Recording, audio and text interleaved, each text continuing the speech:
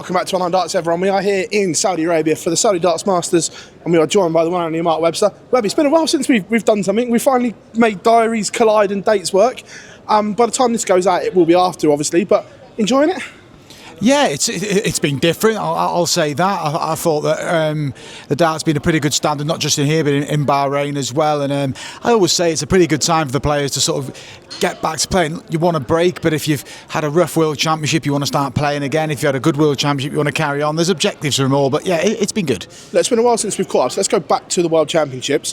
First of all, what was your thoughts on the expansion to 128? Did it work? Yeah, it did, to be fair. Yeah, obviously there was always concerns about adding extra qualifiers, but it was really competitive. There was stories in there in the early rounds as well. I think that the seeded players coming back for that second game before Christmas just added that little bit more jeopardy. We lost a lot of seeds, so yeah, on the whole, you'd have to say it worked. And the big stories in the opening rounds, David Munyer and Nitin Kumar picking up wins, and it just helps take the darts further on. And on the whole, it was a real success. Look, what was your, obviously, Luke going back-to-back joins an exclusive club. Only 4 people have now done it. But in terms of passages, it's not going to get it much easier. He didn't even break sweat, really, did he?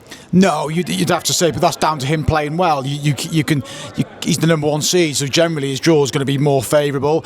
I think he dealt with some awkward opponents really well. His first round against Darius Labanowskis, he got stuck in early. He was pushed in that game. The Rob Cross game was the one, wasn't it? He was really tested there. But look, he cruised to that World Championship, didn't he? And he's the man to stop at the minute, and it's up to the players to up their standards. Otherwise, he's just going to keep winning titles. Are we already in the realms of talking about him as one of the greatest ever, even at this young age? Yeah, I think so, yeah. I think there's no doubt about it. What he's achieved in such a small amount of time is incredible, and there's no sign of him letting off. I don't think the hunger's ever going to die off in terms of winning tournaments. And you've seen, I like his reaction when he loses. He gets a bit stroppy, and that's what you want to see from him. That's why he's a champion. No defeat he'll take easily. He'll get back on the horse and want to win the next tournament he's in, and he does that more often than not. But he was brilliant at the World Championship, and he's well ahead in that world number 1 spot now.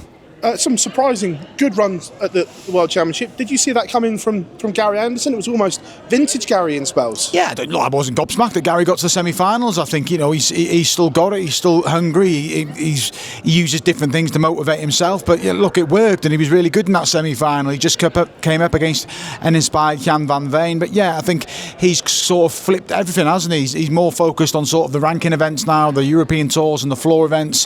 When he gets to TV, until this World Championship, he's kind of underwhelmed, but look, he looked good, he looked confident all the way through, and it was a brilliant performance. Ryan Searle as well, finally delivering the game that we know he has in him. Great run from him. The World Championship seemed to have changed for him. Yeah, he was really good, wasn't he? Particularly in the early rounds. He was barely on stage. He was dispatching of opponents with ease, finished well, looked comfortable. And we said with the increased prize money, players were going to get their opportunity, and Ryan Searle certainly got that opportunity. What was it, £200,000? Yeah. He got his biggest payday, up into the top 10 in the world. But you'd hope it's game-changing now, for life-changing for Ryan Searle. He can go forward and keep being at the business end of tournaments. But that's the challenge for you now. When you have a little bit of success, you've got to try and continue. He's so capable, Ryan, so likeable, and Yelko's really pleased for him. Jan van Veen as well produced some incredible darts and catapulted himself above Michael van Gerwen into the top 3 in the world. What a 12 months it's been for that young man. Yeah, really impressive. I like the guy as well. He's worked really hard. I sort of had a chat with him a few years ago when I was doing a bit of work at the Moda Super Series, and he was just starting out, but he seemed excited about the path he was going on. I think even he'll think he's well ahead of schedule here, but he's a major champion now. He's been to the World Finals. He's going to be in the Premier League. He's going to be in the World Series, and I think this is a player who's just looking forward to it all. This is fresh. It's new to him. He's not going to be, I'm tired, I don't want to play this. He's going to be hungry. He's going to want to carry on winning events, and yeah, we'll see plenty of him this year, and I think he'll win some more events, that is for sure. At the World Championships, we saw some unsavoury bits as well, and there was obviously a lot of pressure on the players as well, and obviously the mental health thing is coming into it more and more. With the increase in prize money, the pressure that is being added, do the players need to almost reevaluate themselves, and it's not just Dave from the pub that's now good at darts? Do you know what I mean? Like, there's pressure, and they're proper sportsmen now. Yeah, look, there's real pressure, but that's what individual sport's about. I don't think that's just come into this sport. It's been there for a while. I think it was there when I played, and you've got to try and deal with it, and there is help out there for players if they need it. If they don't feel comfortable going through the PDPA, they need to go their own way and get that help. But yeah, this is, you're in the spotlight. If you want the rewards, and you've got to try and stand up to it. But it is difficult because it's emotionally challenging up there. I didn't take defeat well sometimes, but like I said, you don't want to see players suffering on there. You want to see them successful and enjoy moments. When they do have defeats, just go off, take stock of things, and you can bounce back. And look, we're going to see more moments where players are upset, and you've just got to try and bounce back. But it is difficult. Like I said, there's help out there, and the paramount is the welfare of players, and I think that's well taken care of. Dom Taylor, obviously, again, that was the black mark on the World Championship. Only a 6-month suspension for his second offence. Is that too lenient, and does that send out the wrong message in your opinion? Yeah, it's far too short, isn't it? I mean, from what I'm told, it's out of the PDC hand, just dealt with by UK anti-doping. Yeah, so it's too short. Okay, it's 6 months. He's banned for 12 months. He can't go to Q school, but still, even that's not very long. But again, he probably needs some help. The fact that he's tested positive twice in a couple of years, it means that there's an underlying problem there. So first and foremost, Dom needs to go and get that help, and then really learn from his mistakes and come back at the right time. Don't come back next year if this problem's still sort of hovering around. Get himself sorted, because obviously he's made some huge mistakes there, but again, there's opportunities to get that right for him. But yeah, if he's not right in January, have some time away, get yourself ready, get yourself mentally prepared, and then take the next step when he's comfortable. Off the back of the World Championships, are we going to see a change in the ranking, do you think? Is it too skewed now by this massimative money at the World Championship? Yeah, I think so, I think it is. And it's as good as Ryan Searle is, one run has ranked him up into the top 10 in the world now, and it's heavily inflated at the World Championship. But the players have all got the same opportunity. Go there and have your run. And I spoke about this a while back. There's major winning money in the quarters, the semis, and the final, of course it is. Yeah. But just getting to the quarterfinals, Justin Hood, £100,000, good guy. Pleased for him. Go and reinvest that in your career. But what it does do, everybody's talking about the inflated prize money on the rankings. What it does do, it gives players who have that run to say, hang on, because some of these players still got a day job. Maybe I can take a step back from that day job, and it'll improve the quality. So there's pros and cons, but definitely it's heavily inflated, the rankings, due to the World Championship. Premier League lineup was interesting this year and very hotly contested, so we're told. Do you think they got it right? I felt for Danny. I really did feel for Danny. I think obviously Nathan will be aggrieved, but he was very fortunate 12 months ago. Nathan said all the right things as well. Nathan will be back in next year for me. I think just the way his year will pan out, because he's not defending a great deal of money, I think he naturally will put himself in a position to go in. I think for Danny Noppert, he put himself in a window where maybe it was his only window, and I'd have liked to have seen him find room for him. I think Stephen was slightly fortunate, but because of we talk about character, he's a character in the sport, he gets a good following. But yeah, the one I really felt for was Danny. He's a good guy. Pleased for Johnny getting back in as well. Stops him moaning to me on the phone all the time as well. But pleased for Johnny, that's what motivates him.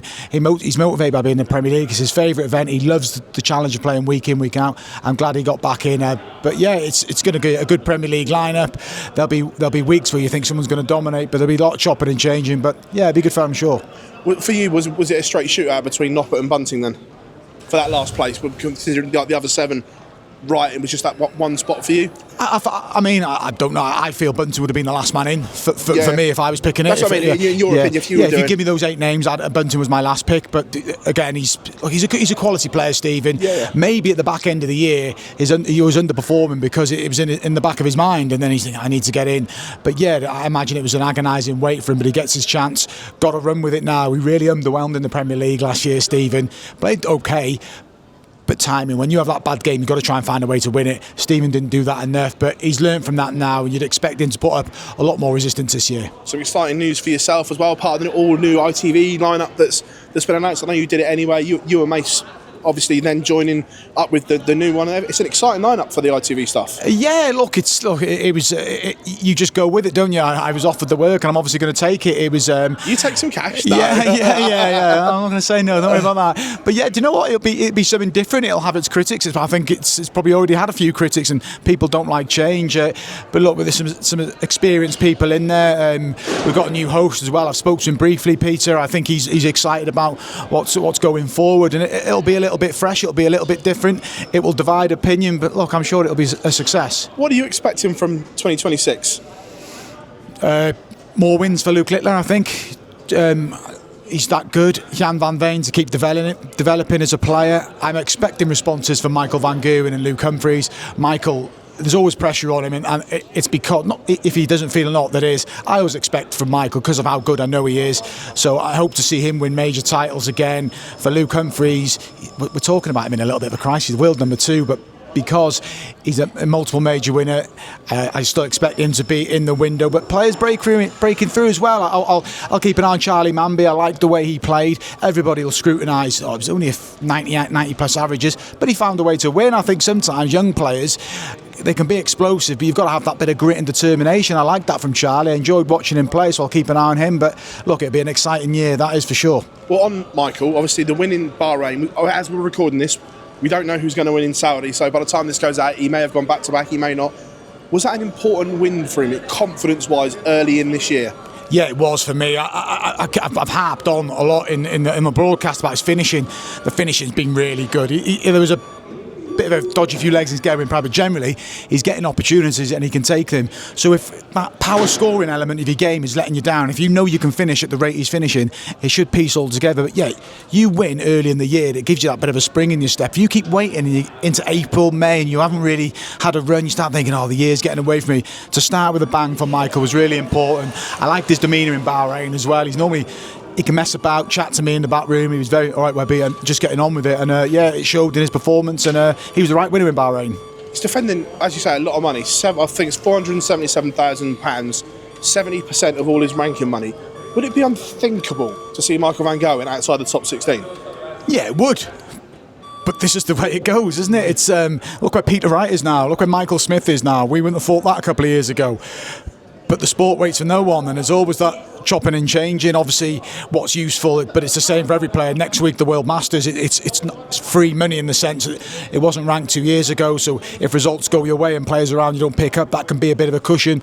But for Michael, it's about taking every tournament one step at a time. And he's defending a lot of prize money, but he'll defend a lot of it, I'm sure. Last one before I let you go. 2026 is a big year at the top, but it's also a big year at the bottom. I look at Peter Wright, Dave Chisnell, Rob Cross, Dimitri van den Berg, Raymond van Barneveld. There's 5 what I call established household names, a couple of them legends of the sport that are fighting for their careers right now. How big is this year for some of these? Yeah, it's a huge year. I mean, Peter Wright's the one that jumps out at me. Raymond van Barneveld, obviously, he's coming to the end of his career anyway. He's close to the end, and that is fact. But for Peter, the concerning thing was the level of his performance against Arno Merck at the World Championship. That was nowhere near where Peter Wright should be at, and he's got a lot of thinking time now. He's got to get things right. Not being in events, he's got to go in the qualifiers with the World Masters, so that's a tough ask in itself. And you've got to know where your head's at. I mean, Peter Wright's a hungry player, and I'm sure he'll remain hungry, but it's going to be tough. Dimitri as well. The performance at Ali Pali wasn't good enough, nowhere near good enough, but he's had his problems away from the board. I think he's just recently done an article where he says the priority is keeping his tour card. Who thinks we're saying about Dimitri van den Berg a couple of years ago? It's going to be tough, but like I said, that whole line, the sport waits for no one. There's players on the up, and for them players to get themselves in those places, players have to move out. Mark Webster, pleasure, and thanks for the catch up as always, my friend. Cheers, Barzy. Cheers, mate.